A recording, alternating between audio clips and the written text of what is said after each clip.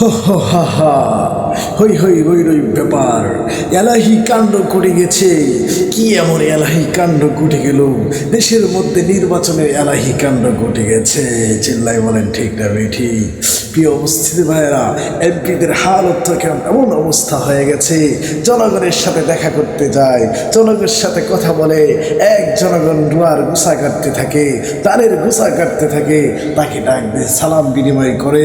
সেই কৃষকের হাতের মধ্যে এরকমভাবে ব্যাগ থাকে, কাদা থাকে, এই কাদা থাকা অবস্থায়ও তারপর তার সাথে মুসাফা করে।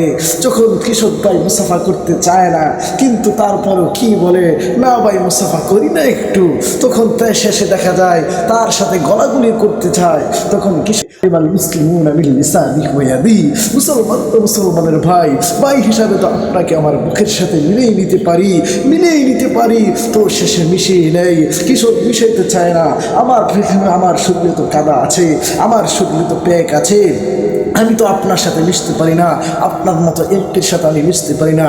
এমপি বলেন, তুমি আমার ভাই না, তুমি তো আমার ভাই, তোমার দেখাশোনা করাই আমার কাজ। এই হলো বর্তমান এমপিদের অবস্থা।